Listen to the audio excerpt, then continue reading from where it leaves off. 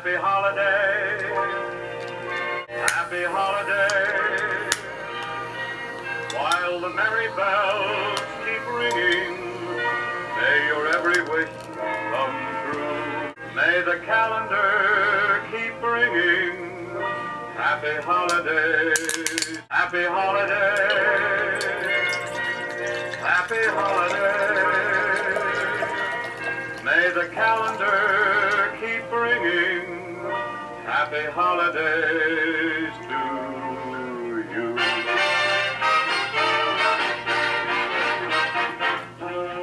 Ooh, this is good wine, you guys. I'm not a big wine drinker, but you know, 'tis the season. I am filming this before Thanksgiving, so depending on when I actually get this up, cheers to you all.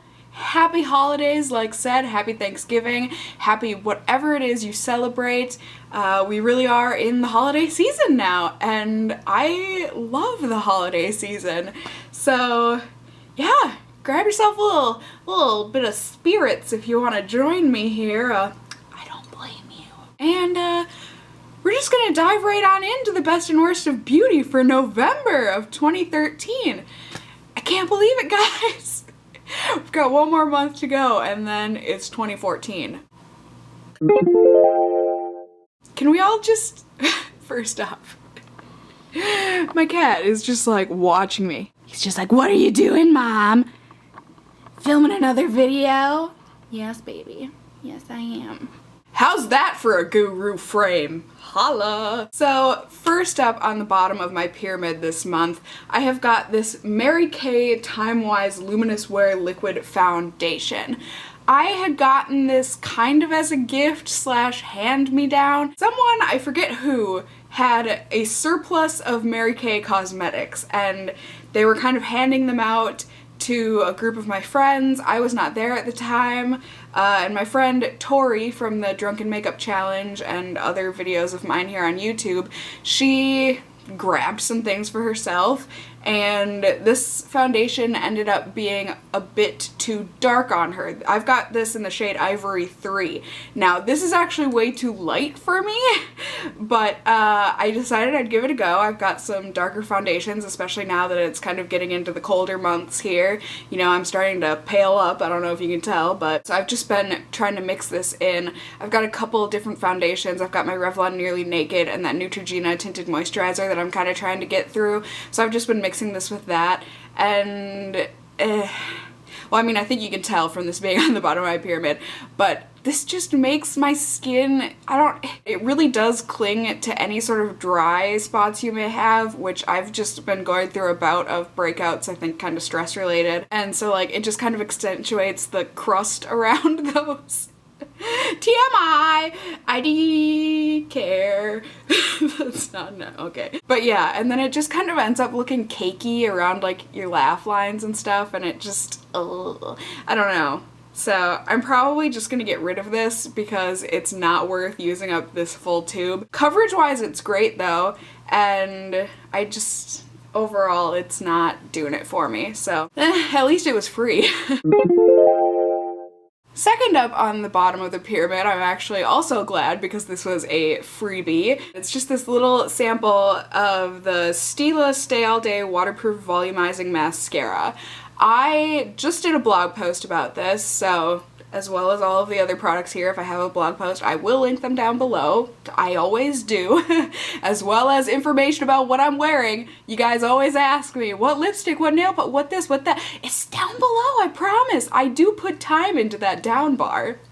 But anyways, so I got this as a freebie, and it's just it's kind of a womp womp mascara. Like, it works, but I think you need to have naturally good lashes for this to look even decent. It lengthens a little bit, but it definitely does not add volume. It does stay all day like it says, but it just, overall, it's basically just like you're making your lashes black. It doesn't really add anything to them other than that.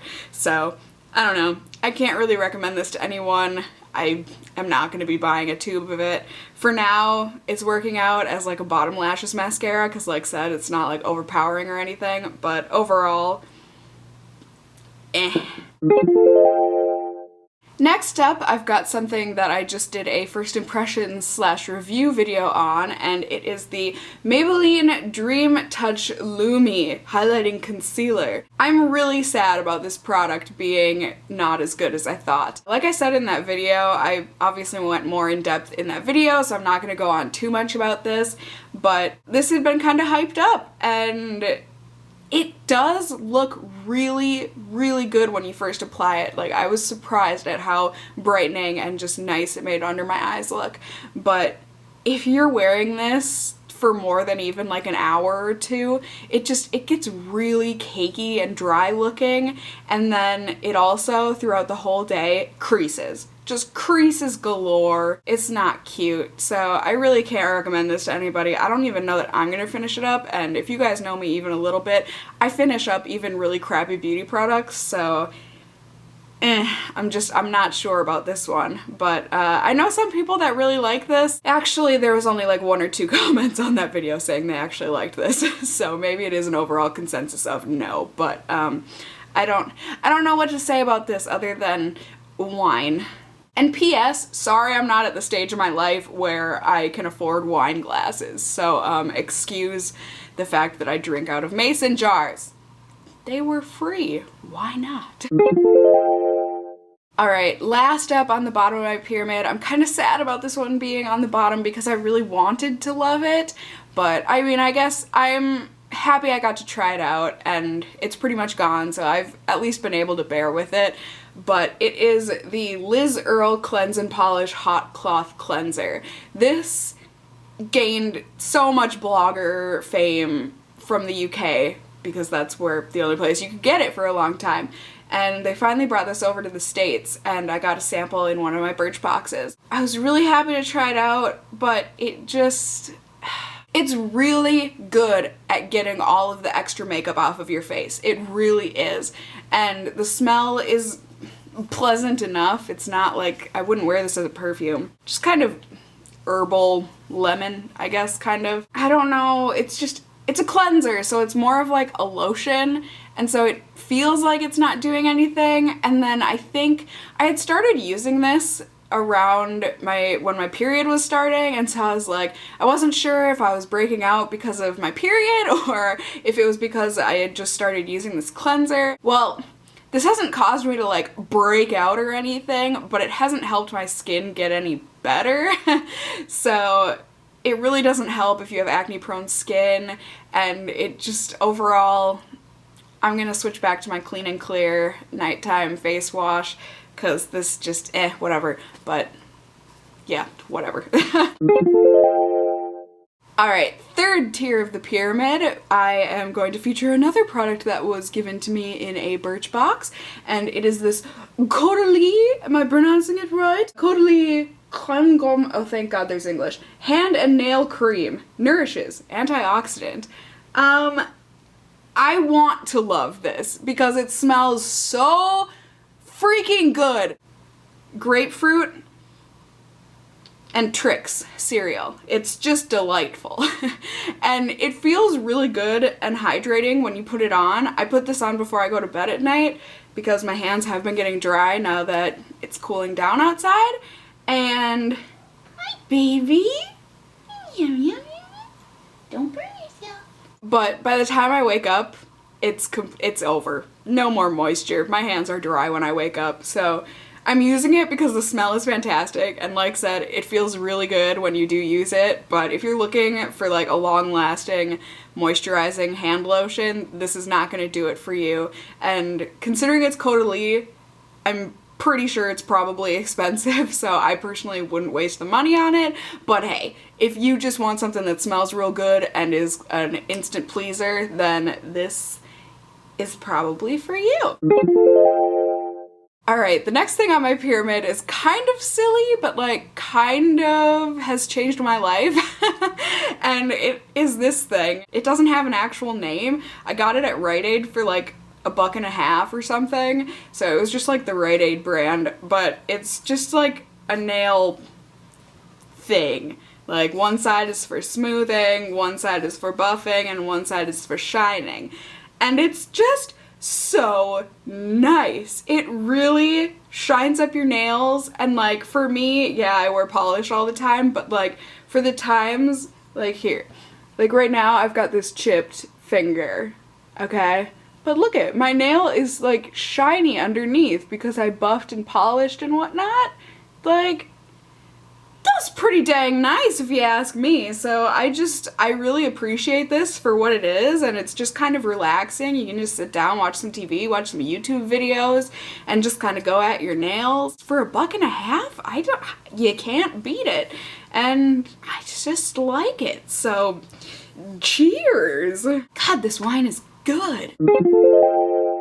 The next product, I am pretty sure I've featured on a Best and Worst of Beauty before. I think it was quite a while ago though, and it happens to be this NARS blush that I was so kindly gifted by my lovely friend Tori. Again, Tori. Hello, Tori.